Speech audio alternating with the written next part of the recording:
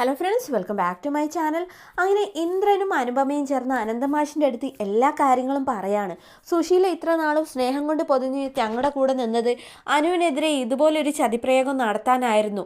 അതുകൊണ്ട് തന്നെ തങ്ങൾ ഇതൊന്നും അറിഞ്ഞ ഭാവം സുശീലയോട് കാണിച്ചിട്ടില്ലെങ്കിലും ഇതുപോലൊരു ചതി അമ്മ ചെയ്യുന്ന സ്വപ്നത്തിൽ പോലും വിചാരിച്ചില്ല എന്നുള്ള കാര്യമൊക്കെ അനുപമ പറയുന്നുണ്ട് കേട്ടോ.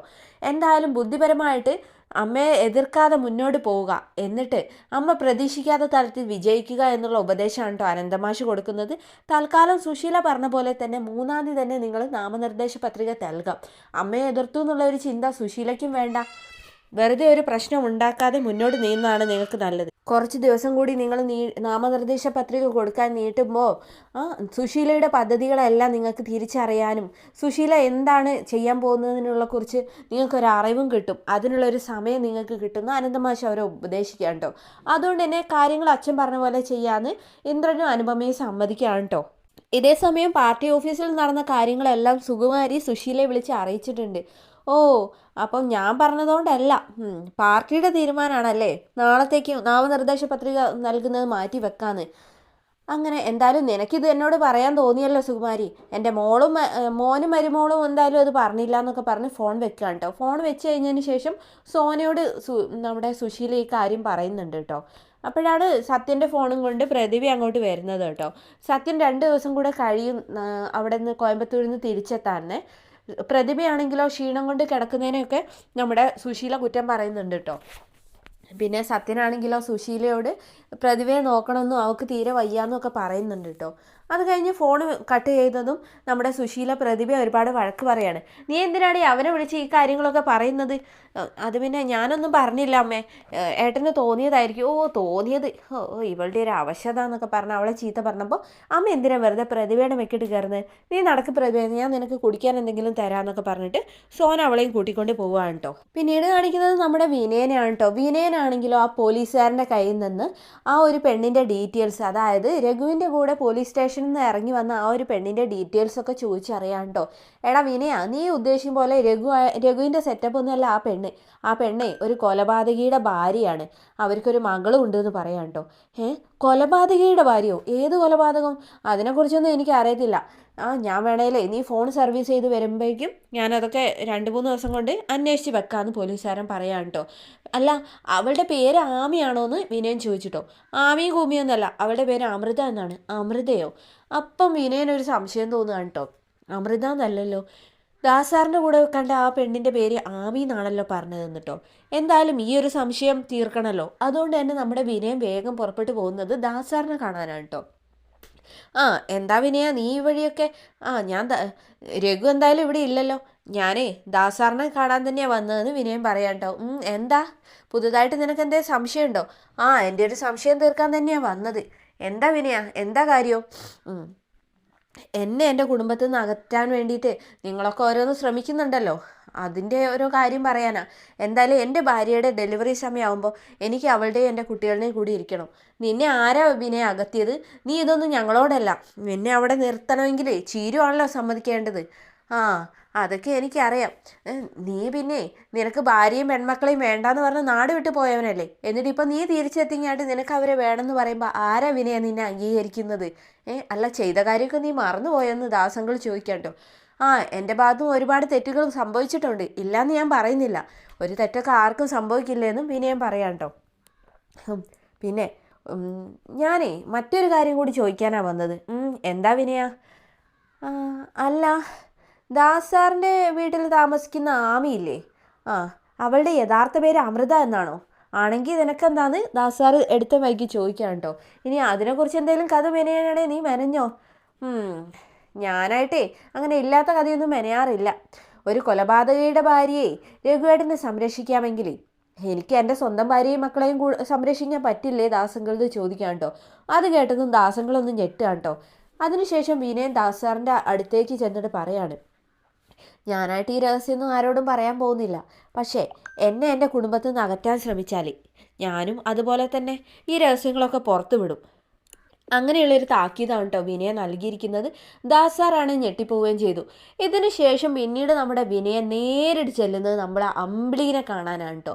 അമ്പിളിയാണ് ഉമ്മരത്തുനിന്ന് അയലിട്ട ഡ്രസ്സൊക്കെ എടുത്തുകൊണ്ട് മടക്കി വെച്ചുകൊണ്ടിരിക്കുകയാണ് കേട്ടോ. അവനെ വിനയനെ കണ്ടതു. ആ വിനയനോ? എന്താ വിനയ ഈ വഴിക്കൊക്കെ? രാവിലെ തന്നെ നിന്റെ അമ്മാവൻ രംഭോദരമാമൻ വന്ന് പോയതേ ഉള്ളല്ലോ. അതിൻ്റെ ക്ഷീണം തന്നെ എൻ്റെ ചീരുവിന് മാറിയിട്ടില്ല. ഇനി നീയായിട്ട് അവളെ മനസ്സ് വേദനിപ്പിക്കരുത്. അയ്യോ അമ്പിളി ചേച്ചി, ഞാനേ ചീരുവിനെ കാണാൻ വന്നതല്ല, ഞാൻ അമ്പിളി ചേച്ചിയെ കാണാൻ വന്നതാ. എന്നെയോ? എന്തിന്? അതെ, എനിക്ക് അമ്പിളി ചേച്ചിയോടൊരു കാര്യം പറയാനുണ്ട്. എന്ത് കാര്യമാണ് വിനയാന്ന് ചോദിക്കാണ്ടോ. അപ്പോൾ അത് പിന്നെ എന്നെ ഒരു പോലീസുകാരൻ വിളിച്ചായിരുന്നു, ഒരു ഫോൺ സർവീസ് ചെയ്യാനേ. അയാൾ എൻ്റെ കയ്യിൽ തന്നായിരുന്നു. ഞാനിപ്പോൾ ജോലിയെടുത്ത് സമ്പാദിക്കുന്നുണ്ടെന്ന് ചേച്ചിക്ക് അറിയാലോ. എനിക്ക് ഷോപ്പില്ലാത്തതുകൊണ്ടേ ആൾക്കാർ വിളിക്കുന്നിടത്ത് ചെന്നിട്ടാണ് ഞാൻ സാധനങ്ങളൊക്കെ എടുത്ത് സർവീസ് ചെയ്ത് കൊടുക്കുന്നത്. ഈ പോലീസുകാരനെ രഘുവേട്ടനെയൊക്കെ നല്ല പരിചയമുള്ള പോലീസുകാരനാണെന്ന് പറയാം കേട്ടോ. അത് കേട്ടതും അമ്പിളിക്ക് ടെൻഷനായിട്ടോ. എന്താ വിനയ, നീ കാര്യം പറയും. അമ്പിളി ചേച്ചി രഘുവേട്ടനൊന്ന് നല്ലോണം ശ്രദ്ധിക്കണം എന്ന് പറയാം കേട്ടോ. എന്താ വിനയ, എന്താ കാര്യം എന്ന് അമ്പിളി എപ്പോഴേക്കും ടെൻഷനായി.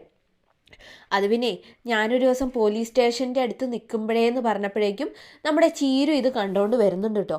പെട്ടെന്ന് തന്നെ ഇവൻ പറയാൻ പോകുന്നത് ഈ ആമിയെക്കുറിച്ചും രഘുവേട്ടനെ കുറിച്ചും ആണെന്ന് ചീരുവിന് മനസ്സിലാവുകയാണ്. പെട്ടെന്ന് തന്നെ അമ്പിളി ചേച്ചി എന്ന് വിളിക്കുകയാണ് കേട്ടോ ചീരു. അങ്ങനെ ചീരുവിനെ കണ്ടതും വിനയം പിന്നെ ഒന്നും പറഞ്ഞില്ല കേട്ടോ. അപ്പോൾ ചേച്ചി എന്താ ഇയാളുമായിട്ടൊരു രഹസ്യം?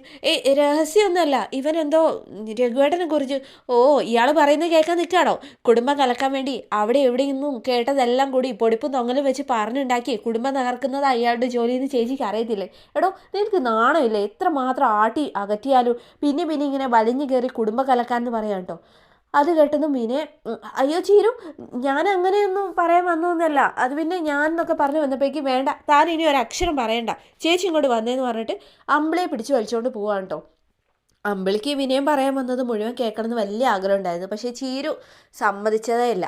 അകത്ത് കയറിയിട്ട് വാതിലങ്ങ് കൊട്ടി അടയ്ക്കാം കേട്ടോ. വിനയനാകെ എന്തോ ആയിപ്പോയി.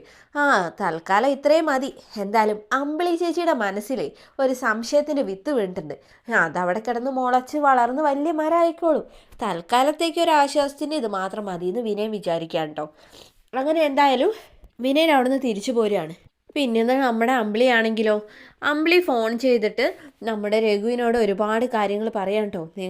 രഘുവിൻ്റെ കൂടെ ഏതാ പെണ്ണുള്ളത്, നിങ്ങൾ എന്തിനാ കോളത്തേക്ക് പോയെന്നൊക്കെ എനിക്കറിയാമെന്ന് പറഞ്ഞിട്ട് ഈ സംശയത്തിൻ്റെ മോനെ അങ്ങ് ഈ വിനയം തൊടുത്തു വിട്ട സംശയം ഉണ്ടല്ലോ, അതങ്ങ് രഘുവിൻ്റെ അവിടേക്ക് എത്തിച്ചിരിക്കുകയാണ് കേട്ടോ. ഇതെല്ലാം കേട്ട് രഘുവിനാകെ ടെൻഷനും ആവുകയാണ്. രഘു ഇതെല്ലാം വിളിച്ചിട്ട് ദാസ് സാറിനോട് പറഞ്ഞു. കുറച്ച് സമയം കഴിഞ്ഞപ്പോൾ ദാസ് സാർ അതാ വണ്ടിയെടുത്ത് വന്നിരിക്കുന്നത്. എന്നിട്ട് അമ്പിളിയെ കാണണമെന്ന് പറഞ്ഞിട്ടോ. ഇതിൽ അമ്പിളി വന്നതും എന്താ അങ്കിളെന്ന് ചോദിക്കാം കേട്ടോ. എൻ്റെ അമ്പിളി, നിനക്ക് തലയ്ക്ക് വെളിവില്ലേ? രഘുവും ശബരിയും കൂടി കോവളത്ത് പോയത് മറ്റെന്തിനോ ആണെന്ന് നീ സംശയിക്കുന്നുണ്ടോ? അവരുടെ കൂടെ ഏതെങ്കിലും പെണ്ണുണ്ടോയെന്ന് നിനക്ക് സംശയം ഉണ്ടോയെന്നൊക്കെ ചോദിക്കാം കേട്ടോ. ഇതെല്ലാം കേട്ടിട്ട് നമ്മുടെ ചീരുവും അതേപോലെ തന്നെ മഞ്ചാടിയും എന്താ ഈ പറയുന്നതെന്ന് ഓർത്ത് നിൽക്കുന്നുണ്ട് കേട്ടോ. എന്താ ചേച്ചി ഇങ്ങനെയൊക്കെ അവരോട് വിളിച്ചു ചോദിച്ചോ?